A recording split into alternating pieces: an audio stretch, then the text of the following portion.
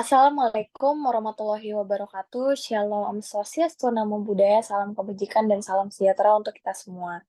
Saya Karin Dwi Ramadina, NIM 201061129. Dalam kesempatan kali ini saya akan mempresentasikan hasil field study saya dalam kasus perbuatan melawan hukum dengan nomor perkara 1088 Perdata garis miring G di Pengadilan Negeri Jakarta Selatan.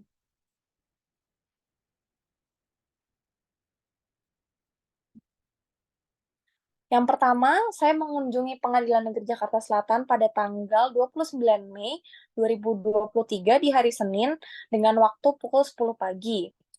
Persidangan ini itu merupakan persidangan bidang perdata dengan perbuatan melawan hukum. Waktu saya datang ke sana itu lagi ada saksi tergugat. Kenapa saya memilih perkara tersebut? Karena ketika saya datang ke sana, saya pernah melihat jika Rumah Sakit Eka Hospital ini itu pernah ada kasus juga, jadi saya tertarik untuk memilih kasus tersebut. Untuk nama-nama pihak yang terlibat, yang pertama ada PT Eka Mas sebagai penggugat, dan ada asuransi SGS sebagai tergugat yang kedua. Selanjutnya nama hakimnya, hakim ketuanya ada Pak Alpian, hakim agung pertamanya ada Bu Hamidah, dan hakim agung duanya ada Pak Agung. Nama korban dalam kasus ini itu ada Indra Hudayat sebagai suami dari pasien yang meninggal. Jumlah nilai kerugian yang dialami itu ada 778,7 juta rupiah.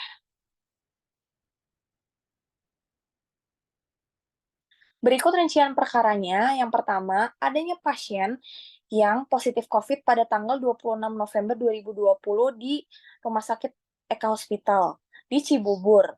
Lalu ia berobat sampai 6 Januari 2021 dan diperbolehkan pulang setelah dilakukannya 2 kali PCR. Lalu pada hari yang sama ia ingin kembali ke rumah sakit tersebut karena merasa adanya gejala-gejala lain yang ia rasakan walaupun sudah negatif COVID. Lalu tiba-tiba setelah dilakukannya tindakan-tindakan dan lainnya, pasien harus meninggal pada 7 Januari, tetapi saat ingin pulang dari rumah sakit, pihak rumah sakit itu membebankan biaya pribadi yang seharusnya dalam hal ini merupakan tanggung jawab pihak asuransi dan pemerintah berdasarkan Permenkes nomor 445 tahun 2020. Seharusnya pasien mendapat bantuan karena masih berhubungan dengan COVID dan tapi pihak rumah sakit itu menganggap kalau ini itu bukan bagian dari COVID dan harus dibayar melalui biaya pribadi.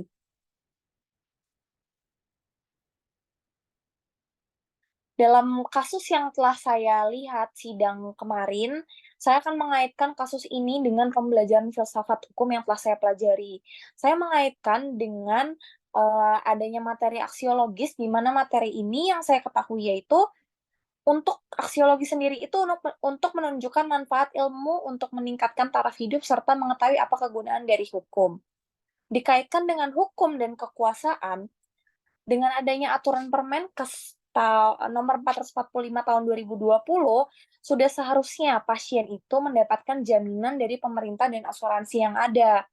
Tetapi pihak rumah sakit terus merasa dan memaksa terhadap pasien untuk melakukan pembayaran secara pribadi.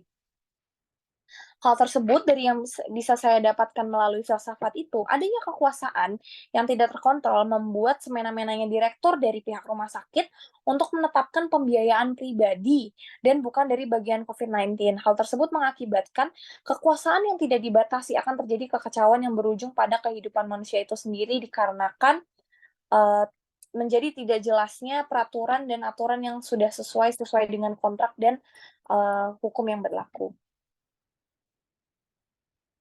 Pelajaran yang dapat saya ambil dalam kasus ini, saya akan melihat dari sisi pasien dan keluarga pasien. Pasien yang telah meninggal digugat karena tidak membayar biaya rumah sakit. Hal tersebut, walaupun dalam keadaan genting dan mendesak, kita tetap harus berpikir kritis dan logis untuk melihat serta mengetahui hal-hal yang tidak seharusnya terjadi pada kehidupan sehari-hari karena bisa menimbulkan kerugian seperti pada kasus PT Eka Mas dan asuransi SGE yang diakibatkan semena-menanya direktur rumah sakit untuk menetapkan pembiayaan pribadi di luar biaya yang di-cover oleh asuransi maupun pemerintah berdasarkan Permenkes tersebut. Sekian hasil study field saya di Pengadilan Negeri Jakarta Selatan. Sekian mohon maaf. Wassalamualaikum warahmatullahi wabarakatuh.